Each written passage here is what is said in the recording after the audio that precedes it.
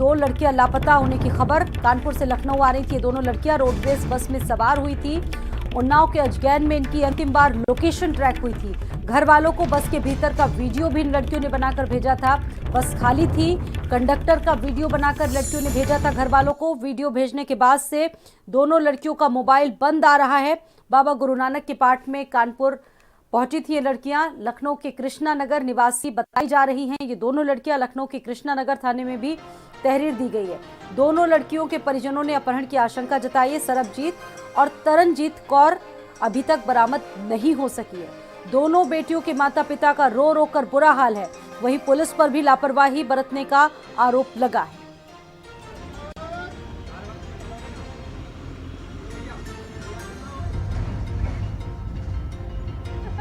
कानपुर से लखनऊ आ रही थी और इनका जो लास्ट लोकेशन था वो अजगैन बताया जा रहा था। उसके बाद से तब से इनका मोबाइल लगातार बंद आ रहा है। कोई भी जानकारी, कोई भी सूचना अभी तक इनके बारे में नहीं मिल पाई है और परिजनों का रो रो कर बुरा हाल है। वहीं पुलिस पर भी परिजनों ने लापरवाही करने का आरोप लगाया। लेकिन इस घटना के बाद बहुत सारे सवाल उठ रहे हैं। वही चश्मा पहना हुआ कंडक्टर है। पुलिस पूरे वीडियो की जांच पड़ताल कर रही है और ये वीडियो उस वक्त का है जब बस खाली थी, बस में कंडक्टर मौजूद था, बस चल रही थी और उसी दौरान इन लड़कियों ने ये वीडियो बनाकर परिजनों को भेजा था और इसी वीडियो के आधार पर पुलिस पूरे मामले की जांच पड़ताल कर रही है। अजगैन इन लड़कियों की लास्ट लोकेशन बताई जा रही है। तब से कुछ भी पता नहीं चल पाया है इनके बारे में। और सीमाब हमारे साथ मौजूद हैं, इस पर और ज्यादा जानकारी देंगे। सीमाब, कोई अपडेट इन दोनों लड़कियों के बारे में? देखिए, उन लड़कियों का अभी तक फिलहाल पता तो नहीं चल पाया है। पुलिस उसको तलाशने में लगी हुई है। यहाँ पे कृष्णा नगर थाने में गुमशुदगी की एफआईआर उनके परिवार की तरफ से दर्ज कराई गई थी, जिसके बाद से पुलिस एक्टिव हुई और कानपुर भी यहाँ की टीम भेजी गई थी परिवार के लोगों के साथ। जब यहाँ से ये लड़कियाँ कानपुर के लिए रवाना हुई थी अपने परिवार को से बताकर और वहाँ गुरु नानक साहब के कार्यक्रम में शामिल हुई थी, तो उन्होंने ये बताया था कि अपनी मुंह बोली बुआ के साथ वो कार्यक्रम में जाएंगी। और सबसे चौंकाने वाली बात ये सामने आ रही है कि इन लड़कियों के साथ एक लड़की वहाँ पे पलक नाम की थी, जो दिन भर स्कूटी से इन लोग, एक गाड़ी से 3 लोग ये लोग जो है वो टहलते रहे दिन भर और वो लड़की पलक भी फिलहाल उनके घर पे नहीं पहुंची और वो भी गायब है। तो एक नया सवाल खड़ा हो गया है। और दूसरी बात ये निकल कर सामने आ रही है कि जब लड़कियां लखनऊ से कानपुर के लिए बैठी हैं, वही तो सवाल है कि खाली बस होती है, बल्कि इसमें ये दोनों लड़कियां सवार होती हैं और उसके बाद ये वीडियो बनाती है। बहुत सारे सवाल ऐसे हैं जो सभी के जहन में होंगे और कहीं ना कहीं पुलिस भी इसी थ्योरी पर जांच कर रही होगी। सीमा और पलक जिसका आप जिक्र कर रहे हैं, पलक के बारे में और क्या जानकारी वो लगी हुई है अपनी जांच में जी। पुलिस अपनी जांच जो है वो लगातार जारी है। कंडक्टर को बुलाया गया है, पूछताछ। गोरखपुर डिपो की बस थी, उसके कंडक्टर से जब बातचीत हुई है तो उसमें साफ तौर पर ये निकल कर आया है कि जब लड़कियां यहाँ पे उतरी हैं आलमबाग बस स्टैंड से पहले नेक्सा के शोरूम के पास, तो उनके साथ 2 लड़के जो है वो भी बताए जा रहे थे और कानपुर से 4 जो है वो टिकट इन लोगों ने लिए थे। बहरहाल जो पलक लड़की गायब है उसकी लोकेशन, लास्ट लोकेशन बरेली में मिली है। हाँ। लेकिन अभी भी इन लड़कियों की बरामदगी नहीं हो पाई है। पुलिस इस कोशिश में लगी हुई है कि किसी तरह से इन लड़कियों की बरामदगी हो जाए ताकि जो है वो दूध का दूध और पानी का पानी हो सके। बहरहाल परिवार के लोग तमाम तरह के आरोप पुलिस पे भी लगा रहे हैं कि पुलिस ने शुरुआती दौर में जो है वो सहयोग नहीं किया है और तमाम बड़े अधिकारियों का दबाव आने के बाद यहाँ पे सहयोग किया गया।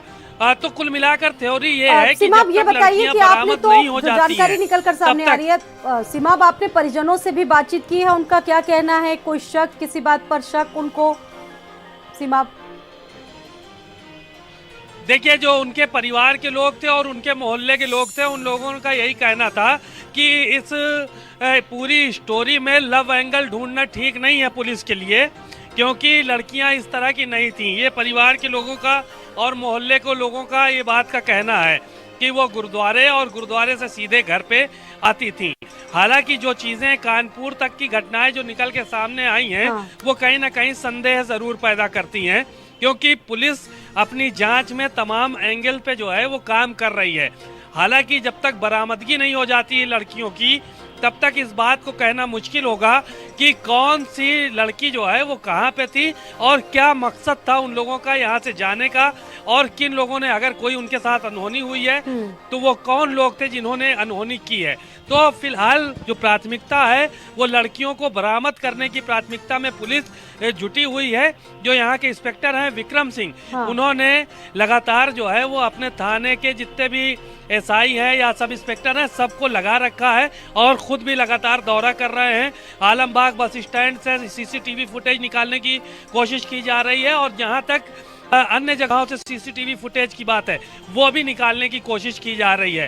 तो जब ये लड़कियों के फुटेज जारी हुए हैं जहां से, वो झकरकटी चौराहे से जो है वो पहले के फुटेज बताए जा रहे हैं कि बस में चंद लोग थे, लेकिन झकरकटी चौराहा और उसके बाद फिर रामा देवी चौराहा, यहाँ से बस में भीड़ बढ़ती है और ज्यादा लोग होते हैं।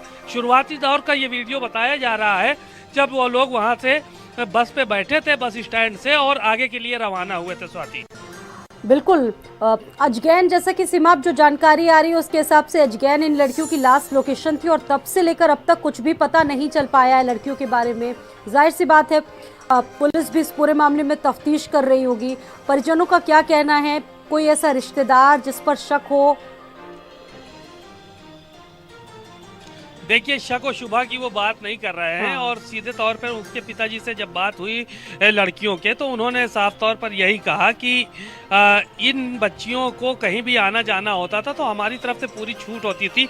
ये पहली बार नहीं है कि ये अकेले इन लोगों ने सफ़र किया है, लेकिन हादसा पहली बार हुआ है।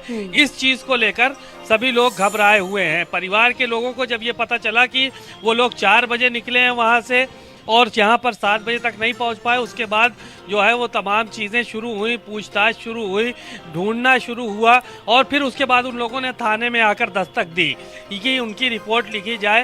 हालांकि पुलिस के ऊपर भी आरोप लगाए उन्होंने कि शुरुआत में हीला हवाली की, उनकी रिपोर्ट नहीं लिखी गई।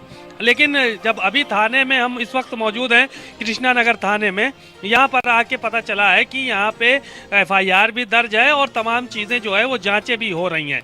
तो कृष्णा नगर थाने की ये तस्वीरें हैं। इससे थोड़ी देर पहले ही इंस्पेक्टर के पास, विक्रम सिंह के पास हम लोग बैठे थे और वहाँ पे उन्होंने FIR भी दिखाई कि FIR हुई है और उनके परिवार वालों ने FIR रिसीव भी किया है। तो ये सारी बातें जो है वो उन्होंने भी बताई हैं। पुलिस की जो पक्ष है और किस तरह से जांच पड़ताल कर रहे हैं, ये सारी की सारी चीज़ें उन्होंने बताई। परिवार का एक अलग आरोप है और पुलिस अपना जो पक्ष है वो अलग तरीके से रख रही है और उनका यही कहना है कि हम लोग पूरी कोशिश में लगे हुए हैं। जब लड़कियां बरामद हो जाएंगी तो फिर सारी की सारी चीज़ें खुलकर सामने आएंगी कि किसी के बहकावे में कहीं गई थी या किसी ने जोर ज़बरदस्ती उनके साथ की थी या वो अपनी मर्जी से गई थी। तो इन सब चीज़ों पे पुलिस काम कर रही है। बहरहाल अब जब लड़कियों की बरामदगी होगी तो उसमें तमाम एंगल निकलकर सामने आएंगे। बिल्कुल, बने रहिए आप हमारे साथ सीमाप। तो ये तमाम चीजें ऐसी हैं जिस पर पुलिस फिलहाल जांच कर रही है और कानून व्यवस्था ने एक बार पुलिस को फिर से कटघरे में खड़ा कर दिया है। कल रात 2 लड़कियां कानपुर से लखनऊ के लिए रवाना हुई और रास्ते में उनका अपहरण हुआ या उनके साथ कोई हादसा हुआ, इसको लेकर पुलिस अभी तक खुलासा नहीं कर सकी है। उस परिवार के साथ हम मौजूद हैं। मां निढाल हैं और बाप बेहाल है। आप तस्वीरों में देख सकते हैं कि किस तरह की स्थितियां इस परिवार की बनी हुई हैं। क्या नाम था माता जी, उन आपकी बेटियों का क्या नाम था और किस वक्त यहाँ से निकली? सरबजीत कौर, तरनजीत कौर, सिमरन और सुखमणि।